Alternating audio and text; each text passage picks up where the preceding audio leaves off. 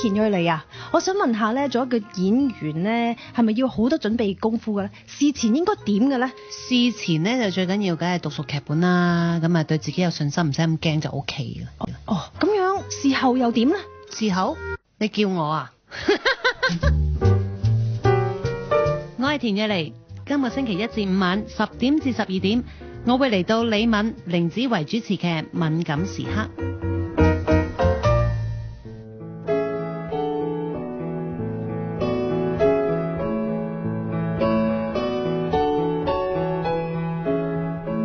今日咧敏感時刻嘅敏感人物，我哋繼續有Crystal 嘅，係 Hello， 係咁啊！琴日咧就講到咧，你同杜汶澤啦嘅錢硬瓜葛啦，令到你哋難分難解啊！真係。咁但係咧又睇咗啲訪問咧，我覺得呢個你講得幾好嘅，即係盡量提自己，雖然係佢個老婆，就唔好做佢嘅老媽子。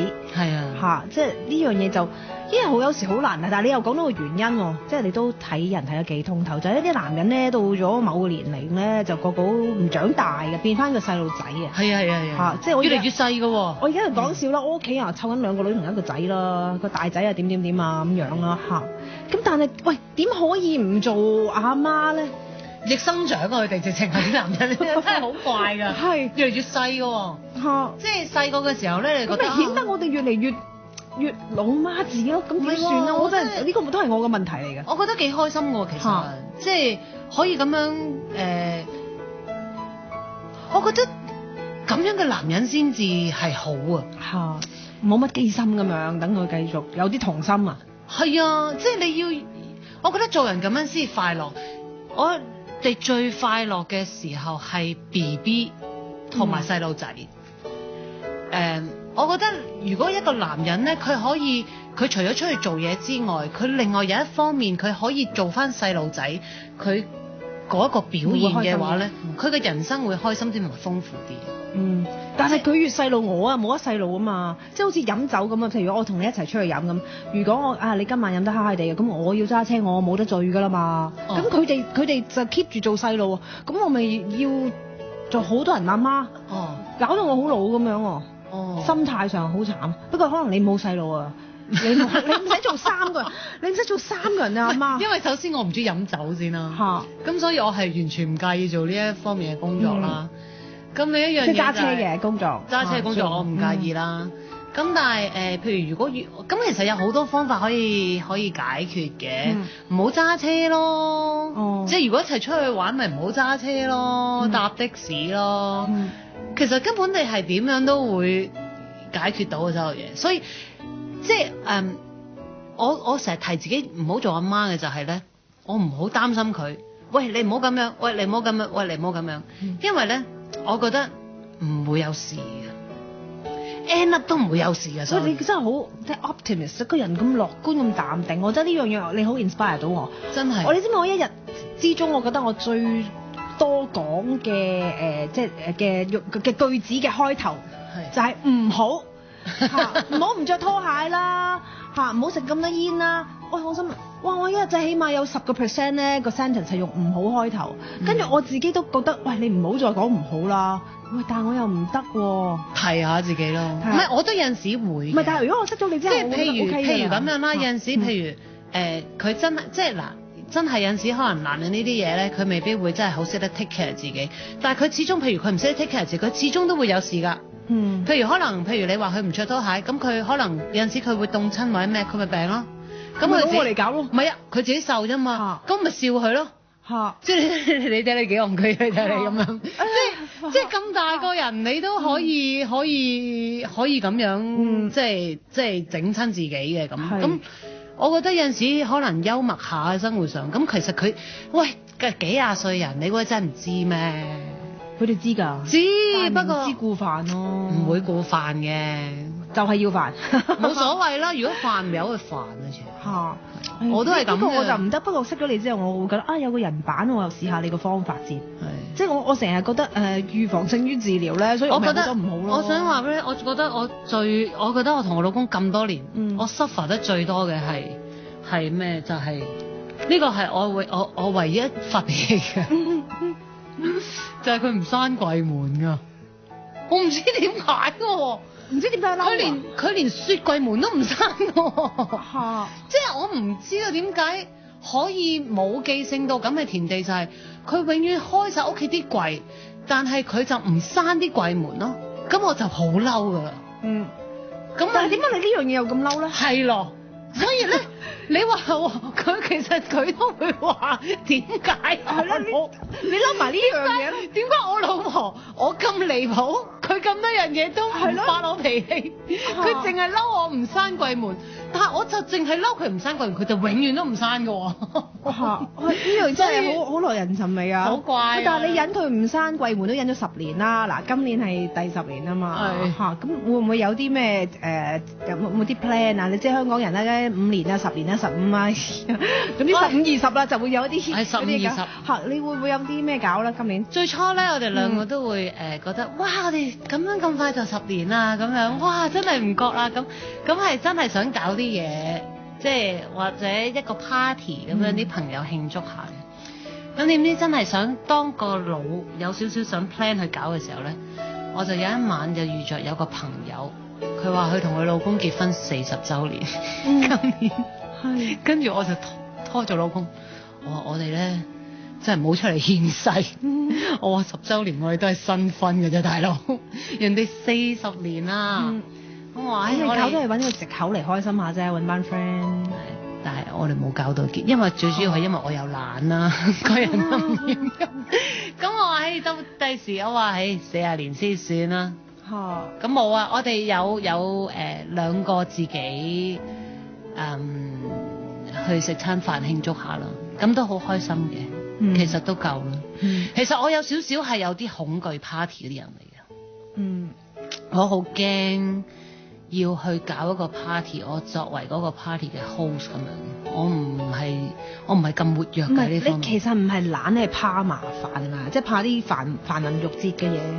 唔係，同埋我好驚要去，即係如果我要去即係咁樣一個 title 我好驚慶祝啦。即係我好驚有啲嘢要 title 要去慶祝，要去搞生日啊，慶祝週年啊，或者成個 party 搞，我係嗰個 host 啊，要去招呼晒啲人啊，我好驚。喂，但係你 Honey 做到㗎嘛？係啊，佢哋殺科宴嘅，佢真係可以做埋 MC 嘅。係啊，所以其實佢一個人去做得㗎啦。即係佢唔使同我一齊做。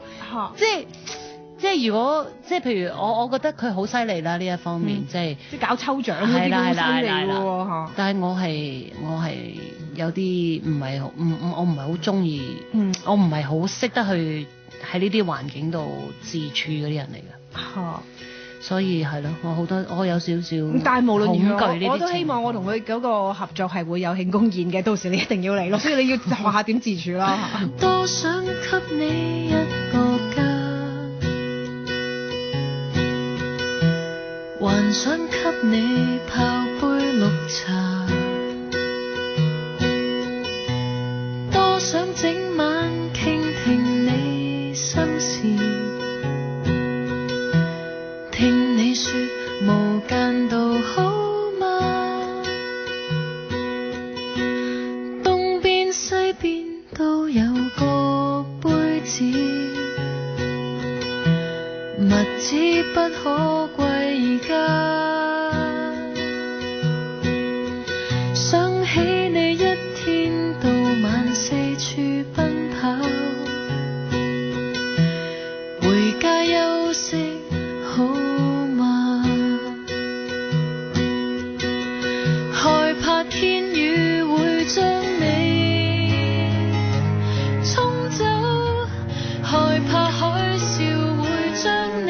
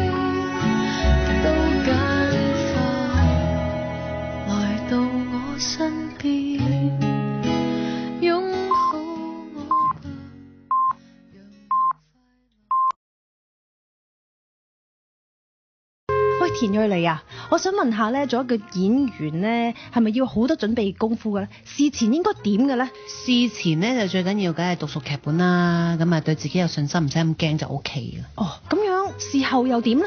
事後你叫我啊？我係田蕊妮，今個星期一至五晚10點至12點，我會嚟到李敏、凌子維主持嘅《敏感時刻》。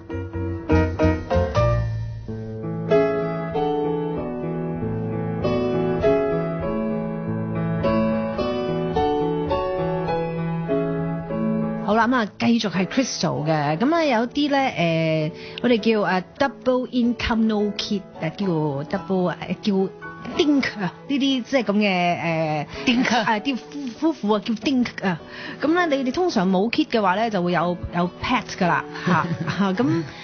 嗱，你就應該係好中意養小動物啦，俾我感覺真係有貓又養過，狗又養過啦，嫁得俾杜汶澤知你有愛心啦，係嘛？呢啲唔係真愛係咩？係啊，唔係真愛係乜嘢？咁啊嗱，你原來之前養過狗嘅，因為好少我俾我感覺咧，就養開狗嘅人就養狗，養開貓嘅人啊。但係你咧就係我諗你係一個幾包容嘅人。我其實一世都冇諗過自己會養貓㗎，我係從來對貓冇興趣㗎。咁嗱，先講你對狗有興趣啊，但係你嗰個興趣係突然其實我都係從來冇諗過自己養狗㗎。養嘢嚇。我記得我好細個嘅時候，我係好驚小動物㗎，我好驚狗。我去過一啲朋友屋企有養狗咧，我係咧跳上個梳化嗰度咧，隻腳係完全唔擺落地下，因為我個感覺我好驚佢哋啲爪啊。我覺得佢哋啲爪會攻擊到我嗰啲人。正常啊。係啦，係我嚟攻擊㗎嘛嚇。係咯。咁我覺得佢喺我腳嗰度好唔舒服啦。咁點解我會養我嗰隻狗咧？就事緣就係我媽咪嗰陣時有一個朋友，佢就大咗肚，咁就啱啱有呢一隻 puppy。西施咁啊，得嗰幾個月大咁細隻嘅啫咁。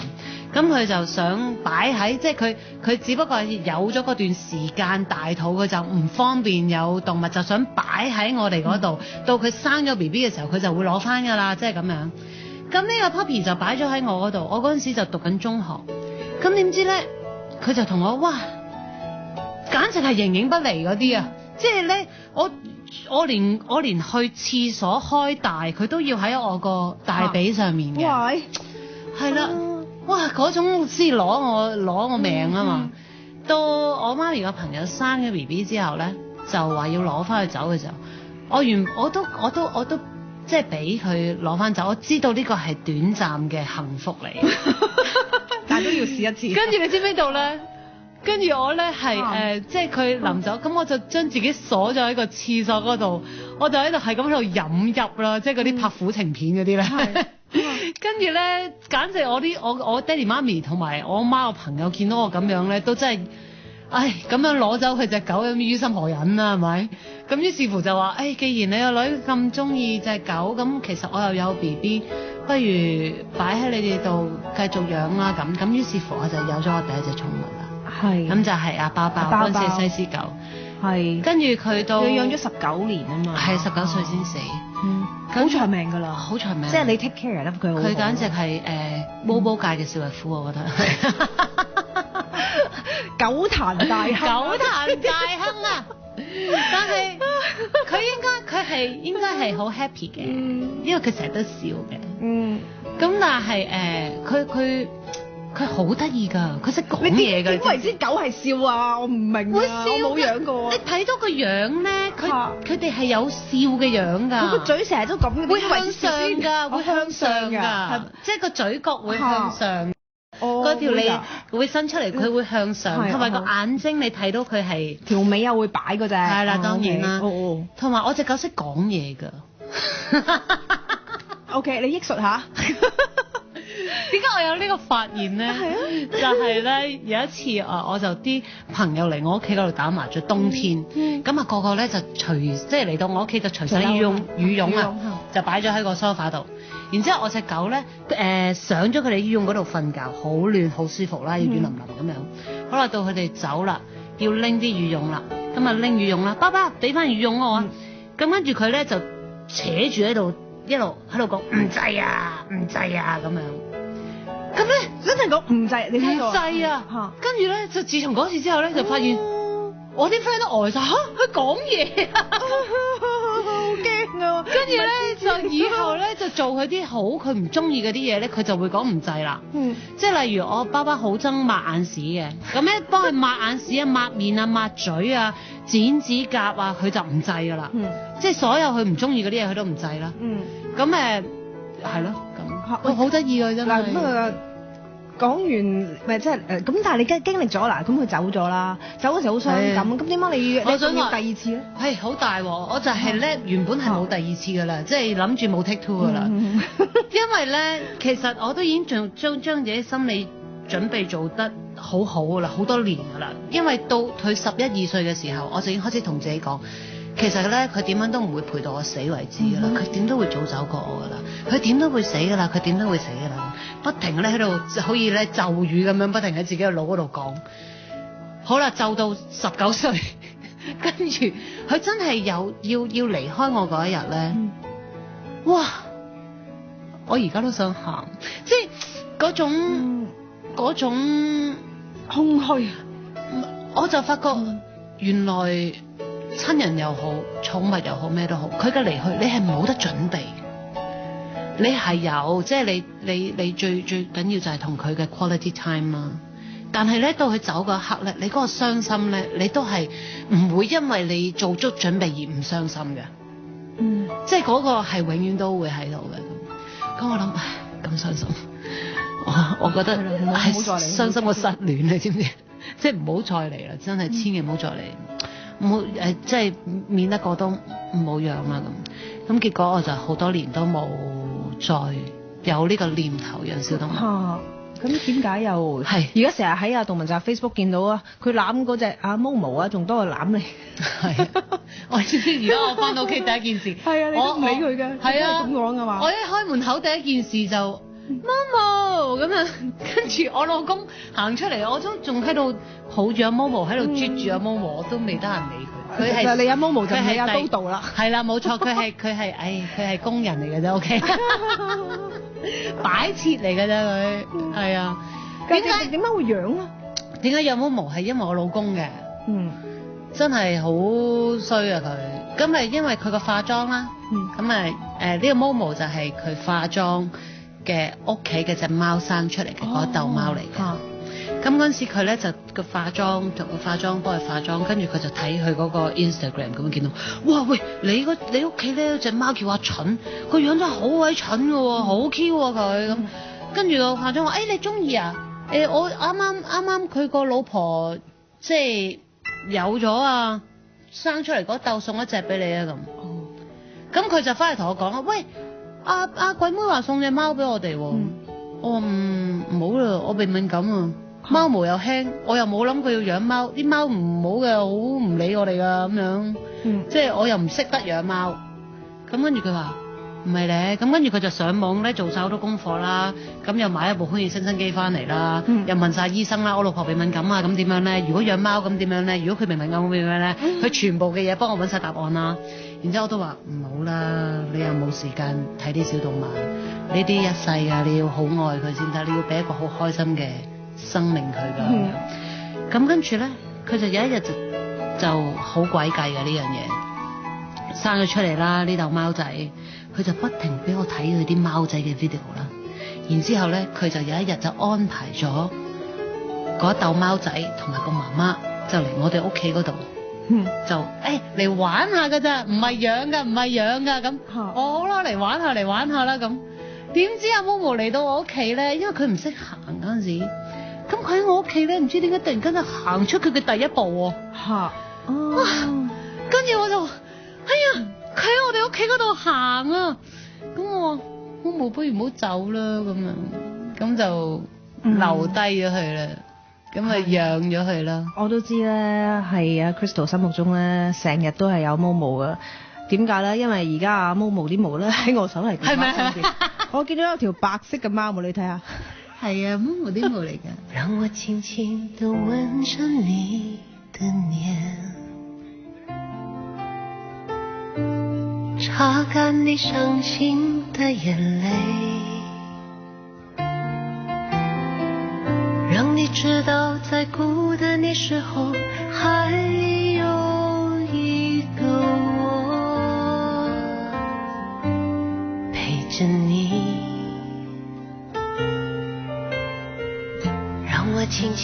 地对着你歌唱，像是吹在草原上的风，只想静静听你呼吸，紧紧拥抱你到天明。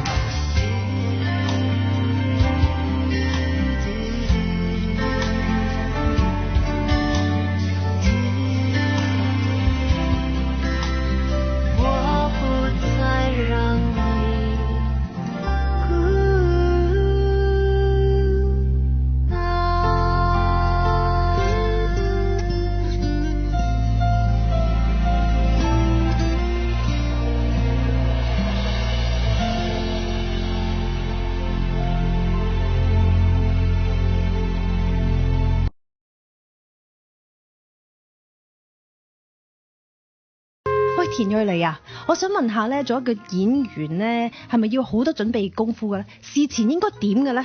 事前咧就最緊要梗係讀熟劇本啦，咁啊對自己有信心，唔使咁驚就 OK 嘅。哦，咁樣事後又點咧？事後你叫我啊？我係田蕊妮，今個星期一至五晚10點至12點，我會嚟到李敏、凌子維主持嘅《敏感時刻》。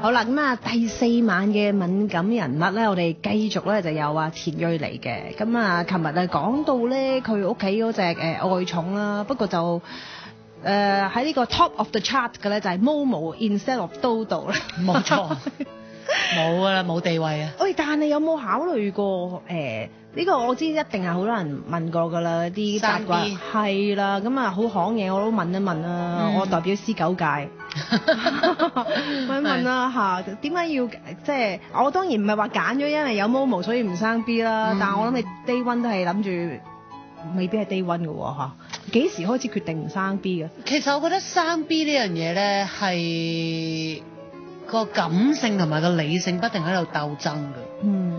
即係可能我喺生理上有啲 hormones 或者一啲感性上，我已經見到啲 BB 好得意啊咁樣，或者好想有懷孕嗰種感覺，即係個女人大肚會係點樣嘅咧？會好想經歷一下。但係當我諗到佢哋要讀書咧，即係嗰個學業嘅問題，你真係有前瞻哇！即係你知唔知道？唔係有前瞻，而係真係有啲朋友咧，佢哋真係有呢個經歷好痛苦，而同我分享，令到我打退堂鼓嘅真係。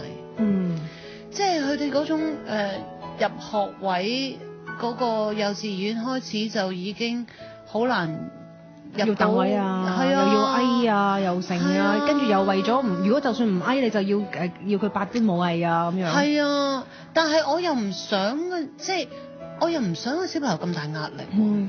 咁我哋都大壓力㗎。係咯，即係父母有大壓力之餘，小朋友有大壓力。咁所以我到而家都未俾嗰個理性，即係我而家嗰個感性都未蓋過到嗰個理性咯。即係所以有啲人就選擇係，如果喺感性同埋理性咧，就喺度糾纏啊，好淡爭持嘅時候咧，佢哋就決定用個天決定啊嘛，唔避孕，睇下會唔會有。即係有啲真係唔避都冇，咁咪冇啦。有啲有咗咪有啦咁樣。咁你會唔會唔避孕啊？唉，我咁樣講就會將我老公唔得嘅嗰個事實。你真係仲好笑過佢喎，其實。唔會，我哋都仲係好安全嘅。係，即係我唔想有啲咩意外發生嘅。即係都係要自己決定。都想暫時都仲係嗰個理性好強嘅，咁所以就。但係我哋有即係唔係你啦，因為所有女人都有生理時鐘㗎嘛，即係去到或者係40萬咁樣，你啲成日哎呀林青霞都得啦咁樣，但林青霞得都係有個 number 嘅，即係 top 咗㗎嘛，40好似42定45咁樣㗎嘛，係。咁樣即係 the clock is clicking。唔係即係啦，好多呢啲嘅，即係等於嗰啲食煙嗰啲。你睇下鄧小平都食煙啦，你睇下佢。但係其實佢真係好 special 嘅例子嚟㗎，即係食到咁老都仲冇事係嘛？你知唔知佢食嗰啲煙入係包住啲咩煙絲？係啦，唔知㗎嘛。即係但係你話林青霞都得，林青霞其實係好 special 嘅例子嚟㗎，可能係咪？咁所以我就覺得冇所謂嘅。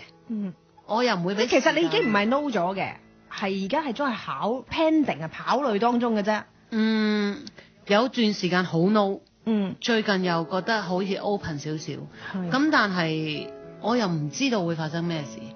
咁但係冇，如果過咗咪過咗，冇咯。咁但係而家暫時個理性都仲係好強嘅。咁所以係咯。嚇，因為我唔夠膽講到啲嘢咁實在，萬一我突然間話俾你聽，我唔生㗎啦，突然間第日逼咗個出嚟，跟住你見到我咧，你又話唔唔會，我唔生嘅，會。咁呢啲都係行嘢，要問下啫。即係我都會覺得嘢，啲生育自由啊嘛。係啱。但係咧就唔可以唔煮嘢食喎。其實有次爭啲有機會有嚟你屋企食嘅，因為阿李亨利話不如你嘅傾一傾嘢啊咁樣啊，你屋企煮啊咁樣。不過後尾太忙啦。咁啊聽講即係你係廚神嚟㗎嘛？佢係廚神。佢係廚神。佢中意煮嘢。係喎，你淨係整個福字面㗎。我其實咧，我想話我煮嘢都好叻㗎。不過我一路都冇咁嘅機會顯身手啫。我有顯身手嘅，但係因為咧，佢自從佢嫁咗入嚟俾我，嫁咗入嚟我屋企之後咧，佢就一路都要即係霸住個廚房。咁啊不停要研究煮嘢食，咁啊唔俾我煮。咁所以我就有少少生疏喺呢一方面。但係其實我係煮到嘢嘅，我係叻嘅。我係好味嘅煮得。looking for 呢一日喂，但不過你唔使 looking for 啦，因為如果佢請得嚟我哋屋企食飯咧，就一定係佢煮嘅。係啦，即係佢係嗰啲咧，哇！即係即係煮咗一餐，哇！即係諗定佢係其實我想話咧，佢係淨係沉迷煮嘢食嘅，等於我沉迷演戲一樣。即係佢係咧，如果譬如佢叫咗嚟煮，即係叫咗你嚟食飯咧，佢就會諗，我嗰一日要煮啲咩俾佢食咧？之前嗰日已經諗定啦。咁跟住之後我要煮個咩湯？然之後我頭盤係啲乜嘢？我主菜係啲乜嘢？我甜品要整啲乜嘢？我首先應該要解凍咗啲乜嘢先咧？跟住我要去招住人整，好多嘢諗㗎，我要 plan 一日㗎。喂，但係嗰個諷刺位係咧，我即係都見到你哋啲 Facebook 咧，都係成日出去食嘢或者屋企煮嘢。但係諷刺位咧，就係佢無啦啦會拎一兜飯盒出嚟咧，一打開咧，只係白烚雞肉㗎啫。我想話俾你聽，其實佢連個雞肉都好講究。白烚都可以講究啊！你有冇食過先？喂，咁佢已經食到咁，唔係我咪第一，我點會食嗰啲嘢啫咁瘦？佢冇俾你試咩？冇啊！佢嗰個雞胸咧，佢用個 slow cook 煮雞胸㗎。即係當然啦，因為雞胸本身已經係好鞋㗎啦嘛。咁但係佢仲要係烚咧，咁其實係好難食嘅嘢嚟㗎嘛。咁佢就想佢自己個減肥嘅過程入邊可以食到啲優質啲嘅嘢，或者好味道啲嘅嘢。於是乎咧，佢就要研究點樣可以整到一個滑啲嘅雞胸。咁所以咧，佢就用咗一個 slow cook 嘅方法去整佢嘅減肥嘅雞胸。佢自己整嘅，佢自己整嘅。佢嘅飯盒係其實佢係所有嘅嘢佢都要自己整嘅。佢行李要自己執啦，嘢食佢要自己整啦。佢最好就整埋你嗰啲。佢係有少少 control freak 嘅個人。喂，咁其實幾好嘅喎。如果你話你又咁冇所謂，同埋我好憎嘅呢樣嘢。我直情話咧，你可唔可以即係咧？即係我就由得佢噶嘛，好多嘢都。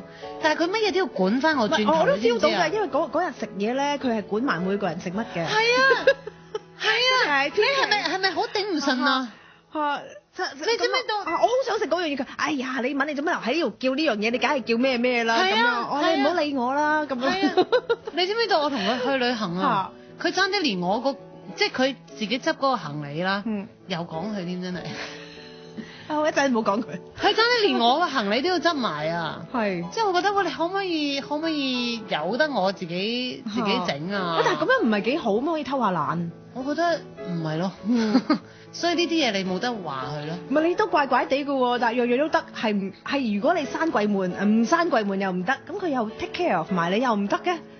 唔得啊！即係咁我都要有翻少少我自己嘅嘢㗎，即係爭啲連你起身幫你刷埋牙添㗎啦，玩下手。好勁啊！即係我發覺咧，我成日提我自己唔好做阿媽咧，其實你會覺得喺個關係入邊，佢突然間變咗做阿媽㗎有時。星期一至五晚上10點至12點，敏感時刻主持人陣容非常鼎盛啊！有編劇啦、作家啦、填詞人啦、媽咪啦、老婆啦、師奶啦，仲有 Madam。嚟嚟去去就係講我一個，仲有冇咩身份係漏咗㗎？你我方似一套戲，爭啲唔記得你是歌手添。我已經好耐冇做歌手啦，我而家專心做敏感時刻啊！咁就啱啦 ，We are a family。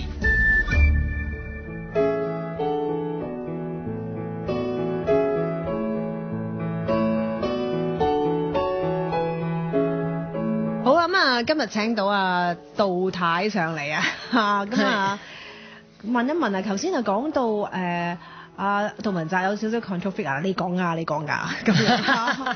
佢嗱，你話你唔中意佢管理即係個行李箱啦，但係如果你演戲嘅時候咧，佢會俾好多意見先，首先。哦，咁佢又好 free 嘅喎，呢樣又好 free 啊？係喎。即係佢要照顧，佢要管晒我生活嘅細節咯。即係佢盡量想每一 part 都照顧到我咯。但係演戲咧，即係佢會如果我有啲咩問題問佢，佢先會俾意見，或者會傾咯，大家。咁而喺演戲嗰方面咧，佢俾到好大信心俾我嘅。佢盡量就係當然佢會表現到佢好中意睇我演嘅戲啦。咁而演員無論每一套咧，佢都係讚㗎，即係佢都會俾到好開心嘅答案俾我，令到我好有信心嘅。咁我覺得呢個係佢即係呢啲唔係真愛係咩啊？我真係唔信杜汶澤有啲，佢有每一個 matter 咧，佢每件事佢都應該係有正反兩面嘅，因為佢個人咧其實係即係思維噶嘛。佢齋讚你呢啲真係純愛嚟㗎。係啊，唔係真愛係咩？係咩好？佢冇㗎喎，即係佢唔會，佢喺我演戲。佢好批判性㗎嘛，點會齋讚啫？佢唔會啊，佢唔會。但係佢對你係咁，係咯，咁係純愛嚟咯呢啲。係啊，佢淨係不停喺度鼓勵我咯。即係譬如可能有陣時我有啲冇信心嘅嘢，佢會俾到，佢真係俾到好大信心。譬如話你又有個 case 係咪話你做主持？哦，呢個 case 係啊。哦，因為我不嬲都演戲㗎嘛，即係你演戲有劇本，你有角色，你跟住嗰個角色，只要投角色就得啦。嗰段時間，但係當你一做主持嘅時候咧，因為演員咧，你突然間你好似做主持，你要表現你自己啊，控制大局兼表現自己。表現自己之餘，你要控制嗰個場面。實在我本身唔係一個好喜歡表現自己嘅人啦。咁而我又要去控制現場嘅環境嘅時候咧，我係冇試過嘅。咁我就好驚啦。咁我通常我嘅習慣係點樣？咁多年嚟，我一驚嗰樣嘢咧，我就話唔做㗎。咁喺呢一行入邊係可以 say no 㗎嘛？即係你有一個 project，你嚟俾我唔做啦，唔好意思，我有啲唔係好咩咁。咁你可以就咁就唔做啦。但可能好可惜㗎喎，可能係一個好機會嚟㗎噃。唔係啊，咁但係我未，即係我覺得我唔會點講咧？我覺得會有第二啲人會做得好過我。咁不如我唔好霸咗呢個機會，就人哋去做好過啦，係咪？咁我就翻去同我老公講。你真係善心啊！你有啲人唔係咁諗嘅，有啲artist真係我做得唔好，我都起碼霸咗呢個機會咁啊！哎呀，講鬼咯，咁唔好好似地球轉啊嘛！咁你真係善心咯。有啲人會覺得，如果我唔做，我俾咗第二個人做，佢上咗位，咁我咪即係跌咗落去個 chart 度咯。即係你唔係咁諗，但係你可以理解點解人咁諗㗎。我理解啲人咁點咁諗，但係因為我咁樣諗係因為如果我做嘅話，可能我會跌翻落個 chart 度。即係如果我做得唔好嘅話，我會再跌咗落個 chart 出面。即係我反而會咁諗咯。咁如果我冇棒客，咁我就翻去同老公講我 reject 咗嗰個主持嘅 job，因為我覺得我自己做唔到。咁跟住我老公話點解？我就係冇信心做咯，好驚啊大佬！企喺個台嗰度攞住個咪，跟住佢就同我講就係話佢嗰下唔知點解突然間好似咧推我去死咁樣㗎。我咁樣形容啦，但係其實係好嘅，佢咁樣做。佢話你好彩咧，有個老公喺側邊，你有啲咩唔中意做咧，你就可以咩都唔做，然之後你翻屋企有老公喺度照顧你。但係咧，作為你一個人嘅人生咧，你唔可以咁樣做啊！你唔可以乜嘢覺得好唔安全，你就翻返去個 comfort zone 嗰度。佢話你要去行出一步，你有啲咩唔中意、唔舒服嘅，你要去試咗得嘅，咁你咪又跨咗一步咯。你咪又開拓咗多一樣嘢咯。咁你唔使成日下下匿喺窿度。佢話你咁樣會越匿越埋，你就會發覺冇乜嘢啱你做。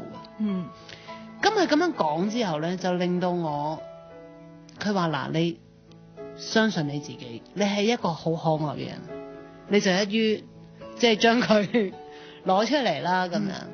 咁結果個 turn out 個 result 啊，做呢個歌唱比賽嘅節目主持係都你嘅主持都係受到大家嘅認同嘅。我都覺得係一個自己好開心嘅經歷嚟嘅。另外就係我哋喺最初第一日訪問你嘅時候咧，就係講緊本來我 day one 同你可以結緣咧，就係有人話俾我聽，你可能要同阿田玉妮寫首歌喎，咁結果嗰樣嘢冇發生到啦。但係咧就見到即係前幾年你終於都推出咗自己嘅個人大碟啦，成件事真係沒那麼簡單，冇那麼簡單。不過我冇份同你填，希望將來仲有機會。咁你終於係唔緊要，因為我嗰個係 cover version 嚟嘅，所以係冇人填詞，即係翻唱翻啲歌。OK， 咁係咪叫終於都完咗個夢啦？即係咪一啲你好想做咗好耐嘅嘢咧？係啊，可以係咁講，唔係可以係咁講，絕對可以係咁講。同埋好好笑啊！當我做嗰隻翻唱碟嘅時候咧，我揾翻做新人嗰種感覺。即係其實我係從來冇諗過自己要做演員啦。咁而誤打誤撞咁樣，係喎！你嗰時諗住唱歌，跟住做咗演員，跟住做演員，跟住其實我係由細到大冇諗過自己演戲㗎，即係我反而細個係真係有發明星夢，係想唱歌嘅。即係我會有幻想過自己有一日企喺個舞台上面，跟住之後喺度表演。你知唔知道我以前細個個表演欲係強到咧？我記得我8歲生日，我爹哋媽咪就帶咗我去嗰啲咧電子琴伴奏嗰啲卡拉 OK 啊，即係嗰陣時嘅第一代卡拉 OK。我8歲喺嗰度，嗰啲叫 lounge 都未有卡拉 OK 呢個字。係啦，未有卡拉 OK 呢個字。跟住咧我就喺個台嗰度咧跳晒成首舞伴啊，夢伴，一路唱一路跳夢伴啊。咁咧就嗰個 lounge 入邊嗰啲人咧就覺得呢個小妹妹好得意啊，可以成首夢伴同埋跳晒，即係記得晒點樣跳。咁係真係有幻想過自己可以係一個咁樣嘅歌手。跟住到入咗行之後，當然唔係你想象中咁簡單啦，好多嘢都。咁而真係無謂再多解釋啦，結果就去咗做演員。跟住其實都已經冇諗過唱歌呢一樣嘢，但係突然間舊年有呢個機會到去做呢個碟嘅時候，我突然間揾翻呢，我發覺原來我入咗行20年，我以為自己經歷咗好多嘢，我以為自己識好多嘢，喺呢一行入邊都好熟個架構各樣嘅嘢，到真係做隻碟嘅時候，你會發覺自己我係咩都唔識㗎，同埋係真係新人咯，即係所有嘅嘢就係我揸唔到任何主意，我控制唔到任何嘢，我就淨係試下，哇嗰種感覺好 fresh， 完全係要好信賴人哋，然後人哋叫我做啲咩我就去試咯，咁樣。咁呢個係好好嘅一個訓練嚟嘅，即係俾自己可以試到好多嘢。令我諗起就係 Steve Jobs 嗰句話嘛，虛心若愚 ，stay foolish 啊。係嚇，咁做 artist 咧，仲有一樣嘢咯，即係要 keep 住 fit，所以要 stay hungry。係啊，所以你見到我成日唔食嘢咁解。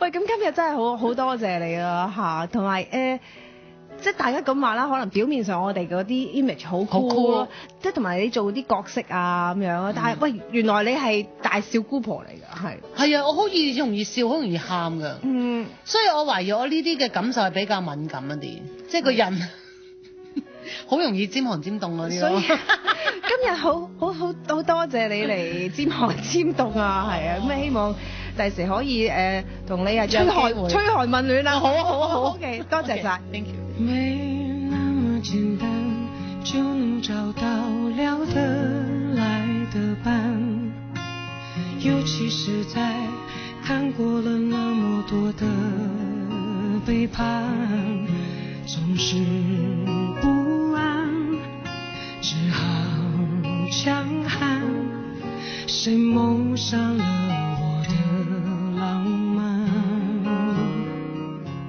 没那么简单就能去爱，别的全不看，变得实际，也许好也许坏各一半，不爱孤单，惯，不用担心，谁也不用被谁管。感觉快乐就忙东忙西，感觉累了就放空自己。别人说的话随便听一听，自己做决定。不想拥有太多情绪，一杯红酒配电影，在周末晚上关上了手机，舒服窝在沙发里。相爱没有那么容易，每个人有他的脾气，过了爱做梦的年纪，轰轰烈烈不如平静。幸福没有那么容易，才会特别让人着迷。什么都不懂的年纪，曾经最掏心，所以最开心。曾经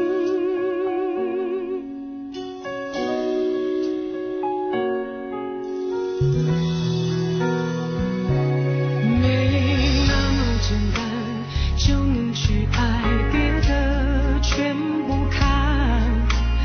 变的时机也许好也许坏各一半，不爱孤单也就也习惯，不用担心，谁也不用被习惯。感觉快乐就忙东忙西，感觉累了就放空自己。别人说的话随便听一听，自己做决定。不想拥有太多情绪，一杯红酒配电影，在周末晚上关上了手机，舒服窝在沙发里。相爱没有那么容易，每个人有他的脾气，过了爱做梦的年纪，轰轰烈烈不如平静。幸福没有那么容易，才会特别让人着迷。什么都不懂的年纪，曾经最掏心，所以最开心。曾经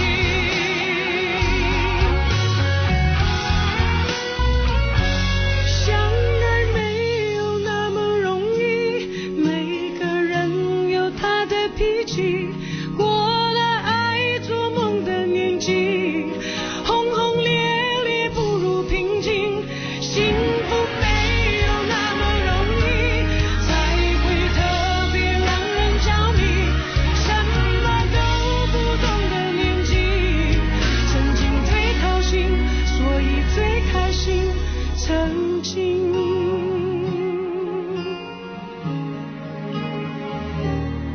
想念最伤心，但却最动心的记忆。